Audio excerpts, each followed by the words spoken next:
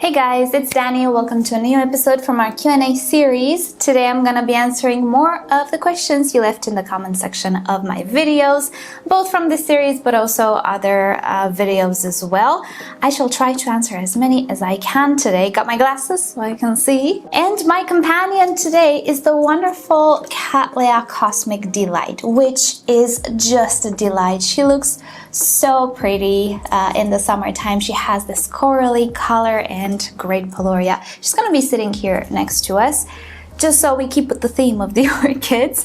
And before we start today's episode, of course, together with this entire series, is sponsored by rePotme.com, who offers you everything you could possibly need to properly take care of your orchids, from potting mixes to pots, fertilizers, accessories, grow lights, and everything in between. And not only for orchids, but also for other houseplants as well. So I'll link it down below to their website and also to the products that I personally use and I really like. Let me give you really quick an update on the grow lights, which I grew.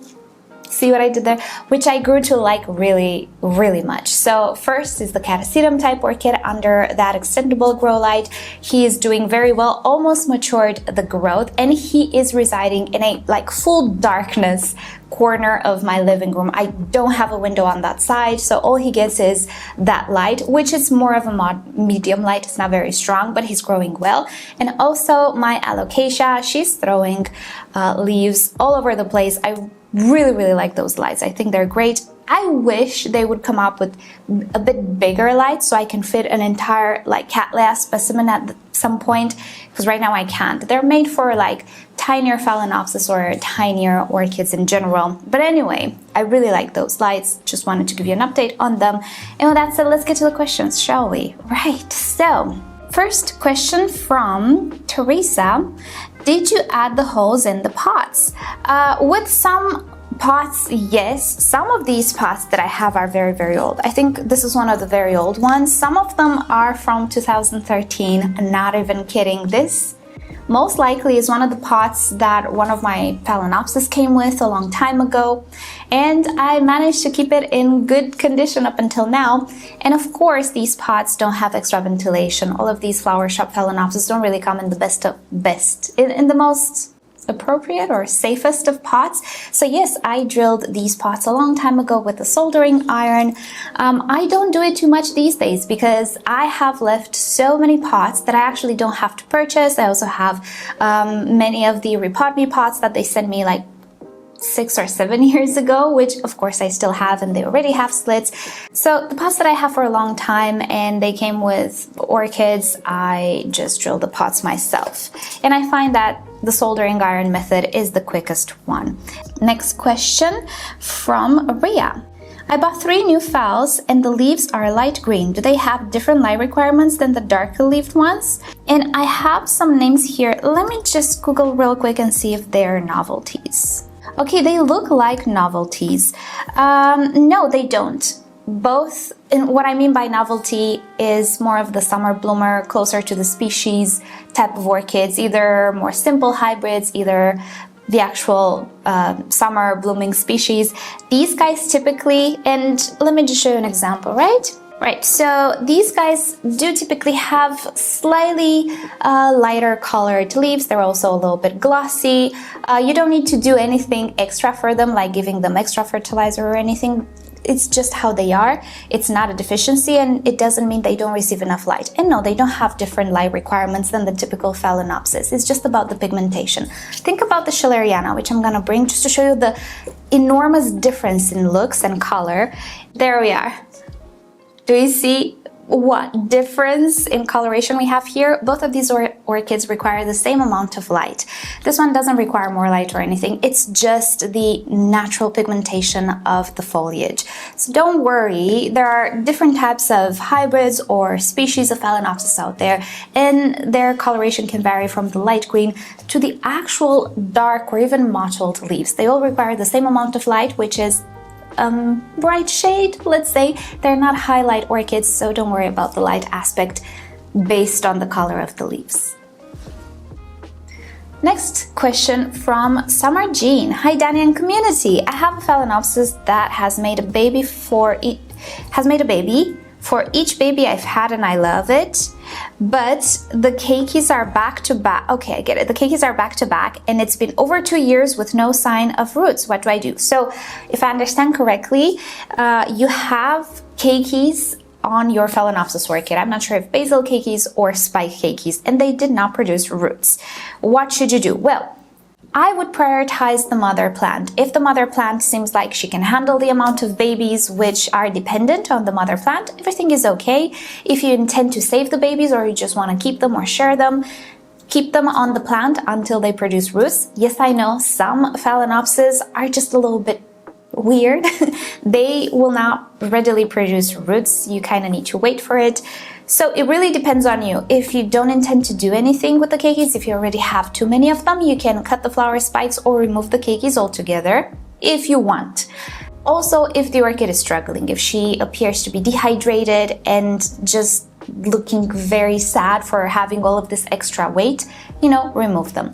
If you want to keep them on though, keep them on. It's okay. You cannot really do anything at this point. It really depends on the keikis to produce roots for themselves. Now, if you separate them, probably they will not survive. The mother plant should be absolutely fine if you separate the keikis. So it really just depends on you. But yeah, sadly, it does happen that some of the keikis will not produce roots for a long period of time, while others will make roots just like that. It's a bit of a lottery with these very complex Phalaenopsis hybrids. Their gene pool is all jumbled, all mixed up. You never know what you're gonna get. You never know what they're gonna do. Sometimes they will not do something in their favor. They will either bloom themselves into extinction or make so many keikis that they deplete themselves, or make keikis that don't want to produce roots very soon. It's kind of how it goes with the complex hybrids. Next question from Spill the Tea. Bestie, spill it. I could use some tea. Hello again. I hope you're doing well. I wanted to ask if it's okay to spray hydrogen peroxide on freshly cut stem, or should I spray everything but where the cut was made?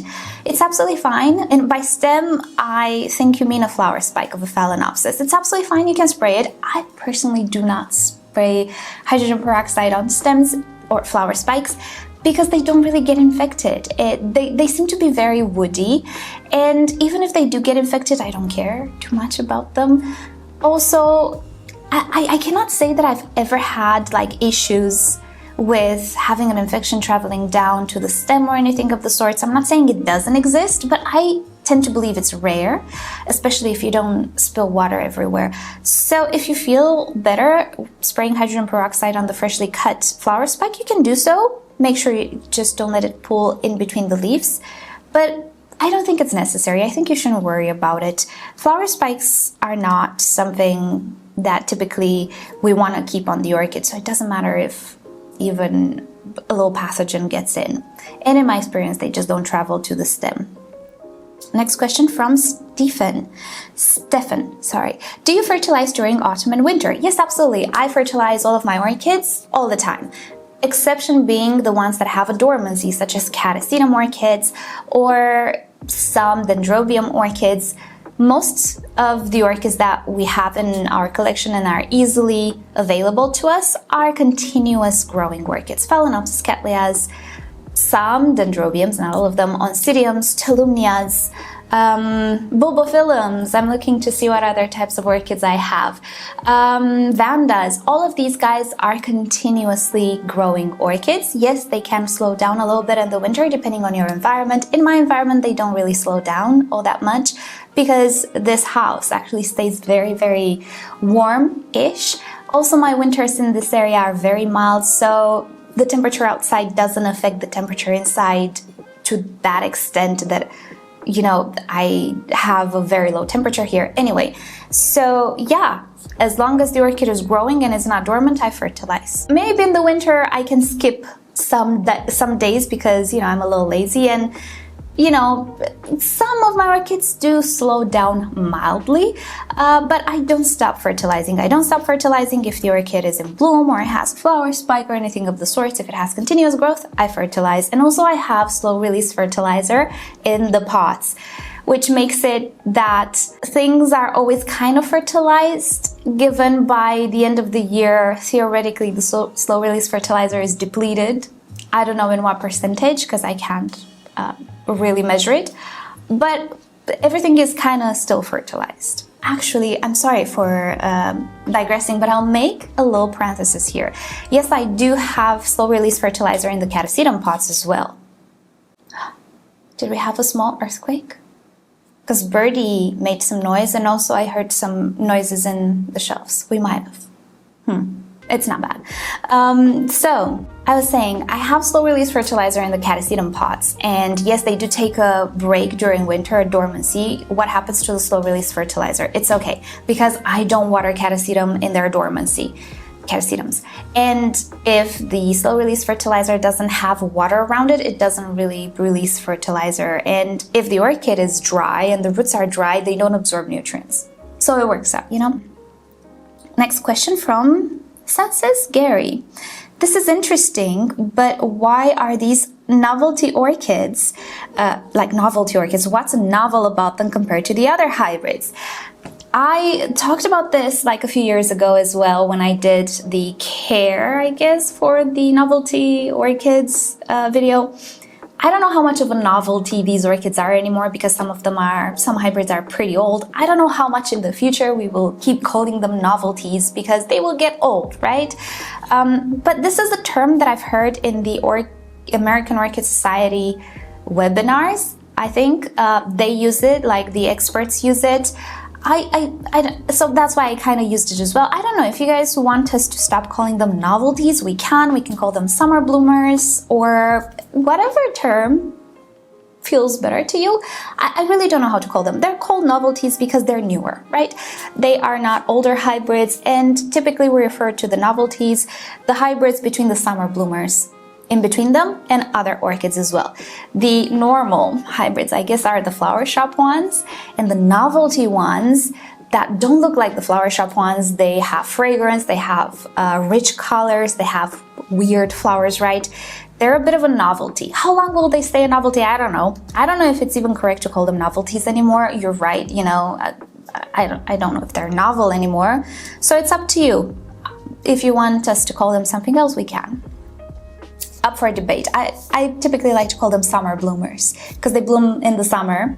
But again, if you have warm temperatures all the time, they will bloom all the time. So that's not really exactly super correct either. I don't know how to call them. Polychilous types and hybrids. That would be the most correct way to call them. Maybe not the friendliest lingo, right? But up to you. Let me know in a comment, how would you like us to call them? How do you feel better? Next question from Damien. Is it safe to use banana peels orchids for fertilizers? I would say no, because all organics need to break down to become available for plants. And in our very dry, and I will use the term sterile just to prove a point. It's not sterile, but it doesn't have all of the microorganisms and even little critters that you'd want to have in order to break down organics. You don't have little earthworms, you don't have isopods, you don't have little springtails. I mean, this is so dry it doesn't even have springtails anymore. It does have some microbes, but what microbes, what fungi? You know, we need a whole bunch of fauna here to break down banana peels, and they will just not. So best case scenario, it will not help your orchid, it will not do anything for your orchid. Worst case scenario, it can invite all sorts of molds that usually forms on food. You know, if you let it spoil, that's not good to have in your home. That's not good for the orchid either. It's not the good type of mold. There are like endless types of molds. There's a difference between black mold on a wall and royal mold that you find on blue cheese, which is edible, right? So molds are of endless types. Some are safe, some are delicious. I love black cheese, blue cheese. Some are, they don't do anything good or bad. Some are straight bad. So be careful with the organics. But yeah, that's why I typically do not advise anybody to use organics in their orchid pots. I personally don't use them either. And I can only speak to what I use because, you know, this is what you see. These are the results. So I'll speak only about that. Next question from Aaron. Aaron? Dani, I started watching you a few years ago and have become obsessed with all things orchids. I know, it's so, not obsessive, but like it creates a bit of an addiction, but in the good way. Thank you for all the knowledge. Question, I am moving home. Oh, what tips and tricks do you recommend for helping... Sorry, I keep having fungus gnats around. What tips do you recommend for helping the orchids through this transition? Packing, new environment, etc. This, ooh, I hope you didn't move yet. Right, I actually wanted to make a separate video off of this, and I will. I'll give you the short answer now. Depends how you're moving, where you're moving. Will you travel by plane? Will you travel by car? Are you moving to different countries? Are you moving in the same country? If you're in the USA, maybe you're moving to a different state. I don't know exactly like the laws in the states and what you can pass through the states. As far as I know, you cannot really pass organics from certain states to others. Don't listen to me, I don't know. But first and foremost, I would try to find out if there are restrictions on organics. That's like the number one thing. Can you move your orchids to a different state? If you're moving in the same state, city, whatever, it doesn't matter. And then packing, you know, if you're gonna ship them by cargo, by plane, it would be a better idea to ship them by rooted. Maybe if you have a lot of orchids, because it's not going to be so heavy. If you don't have a lot of orchids, better ship them with the pots. Always make sure that you pack orchids dry. It's easier to fix dehydration than it is to fix some rotten roots or like rotting issues and such. And with packing, again, depends. If you're just gonna put them in the trunk of your car, you can just put them upright in a box. This is how we moved to this house from the apartment. I didn't pack them or anything. I just put them like this because it's not like we didn't move like super far away that we had to travel or anything. So the orchids were absolutely fine sitting in boxes upright against each other so that they don't fall until we arrived at the new home. It didn't matter if I moved them dry or wet because I didn't pack them. By the way, I ran out of batteries, so maybe the angle is a little bit changed. Hope it's not distracting. I feel like I was a bit all over the place with that answer. I think I need to take a little bit of time, make a sketch, and make a coherent video out of it. I think you'd enjoy that. I hope like these few ideas that I gave you helped. It all depends where you're moving, obviously. The closer, the less you travel, you know, the less things you have to do. Maybe make sure your orchids are watered beforehand if you just put them like in a box or a bag in your car. Because when you move into a new house, let me tell you, the last thing you're gonna do is water orchids. That was the last thing we did. The first thing I did was recover from severe heat stress because we moved in August, at the beginning of August. And I thought I was brave and I tried to move the lighter stuff. They're not light when you live in an apartment and you had to go 2 flights up the stairs, up and down in the middle of summer in 40 degrees Celsius. Nothing was light. But I was a little brave and that wasn't cool. And I got really sick. I really did. It was the first time that heat got me so bad because up until I don't like heat, but I'm not gonna like necessarily faint in the heat. Last year, a totally different story.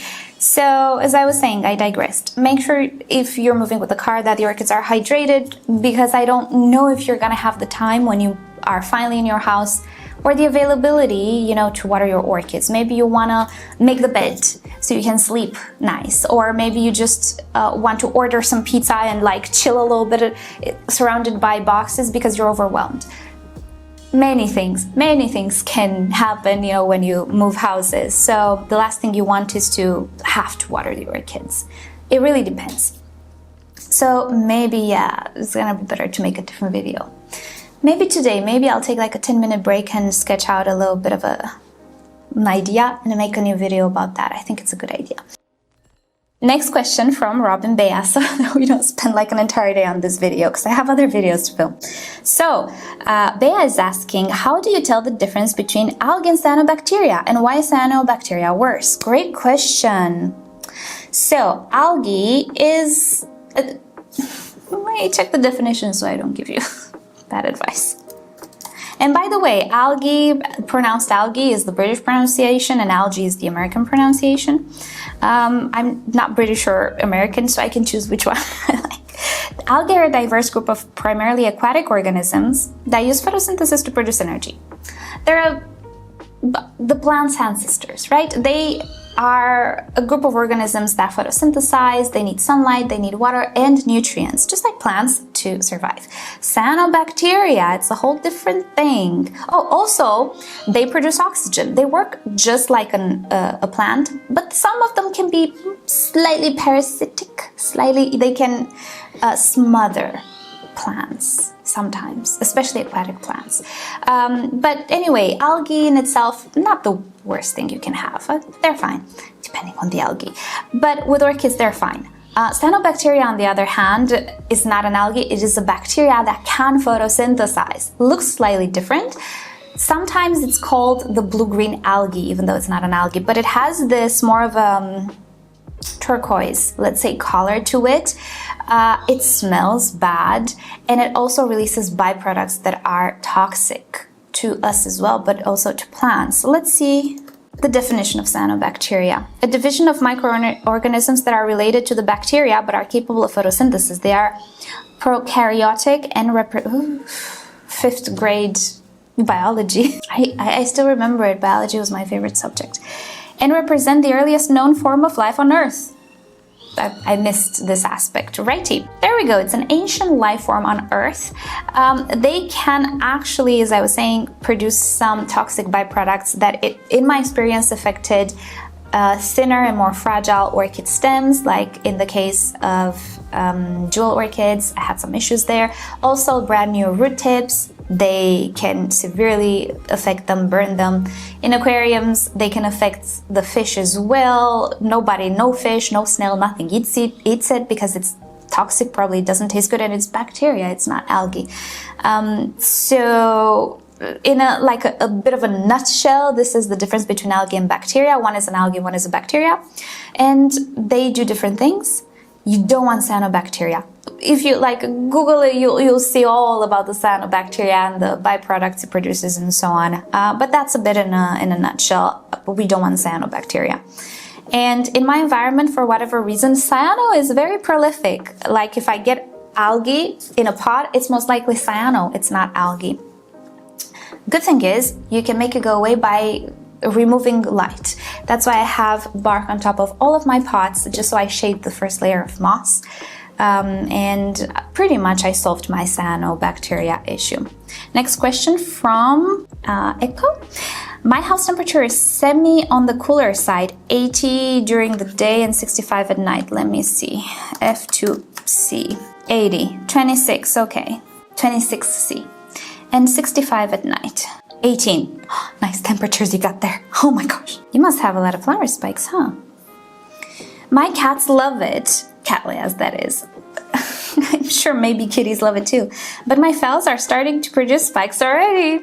I am in the northern hemisphere. Do I cut them and continue to do so until fall and winter, or should I just let them go and bloom? Let them go and bloom. At some point they will have to season a little bit to your particular environment. If you keep cutting them, you are going to spend the available eyes. Each spot where a flower spike can form in between the leaves has one, in my experience, one node. So it's one flower spike and that's it. Sometimes it's one flower spike and one keiki. Very rarely, maybe two flower spikes, but that's very rare. Typically you have one growth node under each leaf.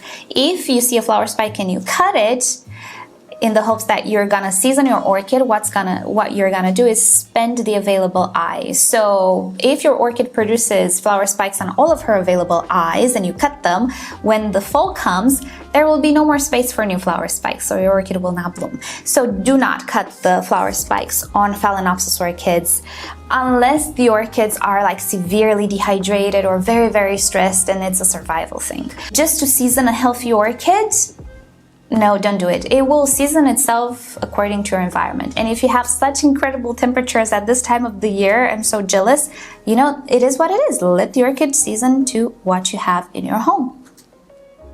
And the last question is from Heather. Hi, Danny. I'm raising my first orchid and my house is very dry. Should I get a small humidifier? I would say no. Depends on the orchid. I will assume you have a Phalaenopsis because that's what we start with. But in the very unfortunate case you have a Miltoniopsis, I hope you don't. If you have a Miltoniopsis, sure, get a humidifier. But if you have a a Phalaenopsis, a Cattleya, Dendrobium, Oncidium, and most of the orchids you see on my channel, you do not need a humidifier. All you have to do is make sure you water the orchids in time. I have discovered that orchids are just so good at keeping moisture levels within themselves. They're so good at it that, you know, it's a hassle with the humidifiers. And it makes no difference. That's the problem. It made absolutely no difference. And don't get me wrong, I have a dry environment. It's very dry, it's not humid. Sometimes I wish it were a little bit more humid, but no. So I know what I'm talking about. The orchids that you see on my channel, they do well in low humidity. Obviously, if you go to the cloud forest orchids like Masdevallias, Draculas, Miltoniopsis, whole different story. But I don't have any of those orchids, and I'm hoping for your sake, for your first orchid, you did not choose a Masdevallia or a Miltoniopsis. I will assume it's a Phalaenopsis because that like 99.9% of my viewers have started with Phalaenopsis, me included. So for a Phalaenopsis, you absolutely do not need a small humidifier. They are so good at just thriving in dry conditions. Just make sure you don't let it be dry in the pot for way too long. And especially if you see the leaves starting to droop, water the orchid very well. To make your medium stay more humid for longer, you can soak the orchid. And I'll link you down below if it's not already linked. But I'll link you to the video that talks about watering orchids based on the medium and on your environment and so on. It's a longer discussion. But yeah, that's my opinion on humidifiers, and that has been the last question of the day. I got through all of them. If you didn't see your question, fear not. I will do my best to get all of the questions. I cannot get all of the questions answered because I do get a lot of comments throughout my channel, but I'll do my best, especially the questions left on these videos, I will try to answer. And before I let you go, before I end the video, YouTube just rolled out a new feature for me. Might not be new, as somebody told me. I'm late to the game. It's YouTube. I don't decide what features I have available. If they decide I should be late to the game, then I will be late to the game. So in the community section, they allowed me, or they made available a community feature that lets you post photos. I don't know if it's available for everybody. I don't know if it's like a territory-based feature, but if you go on my channel, and I don't think it's on PC, I think it's only on mobile, like phones, tablets, these things, because I don't see it on my PC. It's beta for sure for me, but if you go on mobile, on like the channel page and the community section, you probably will see a new little option somewhere there, a plus button or something, where you can actually upload a photo. And I think we can use this feature if you have it, if it gets better in time. If you have questions related to orchids you have and you want to show me a picture to better exemplify what you're asking, that would be great. So head on to my community section and see what you can. And if you have questions and photos and stuff, and you're okay with me posting your photos like publicly in my videos, leave me a comment or a question there with a photo and I'll try to feature it in the video. That's a great feature. I just hope it will be easier to access in the future because it's kind of hard to access for me as well. I don't know, and on my phone, I cannot even see I cannot even see the replies somehow. I need to actually go on PC. YouTube, what the heck? So definitely, it's not perfect. It's gonna need some editing, but the feature is there apparently. So if you have it, leave me a photo and a question if you have one, or share some photos with me. Maybe we can make even a new series with sharing your orchids, talking about them, orchids that maybe I don't have, something that you're like, oh my gosh, I need to share this with you guys because it's the best orchid ever. Do so. Maybe I'll try to do a new series. I don't know, it's exciting. Hopefully it's gonna get better this section, but yeah, check my community page and see what you have available there. Maybe you can post something for me. If you're okay, only if you're okay with me sharing these photos, in my videos, and having the photos being public because other people can see the photos too. It's not just me, other people can comment on your photos and so on. It's like a community, it's like a forum pretty much from what I see. So yeah, we'll talk about it more in a different video as the feature gets more established and I understand how it works because I don't understand how it works yet. But yeah, I just wanted to mention it real quick. And for today, that is it. Thank you guys so much for watching. Hope you have a great time. Hope these answers helped you out. And thank you rePotme for sponsoring yet another video. So that's it. I'll see you guys next time. Bye.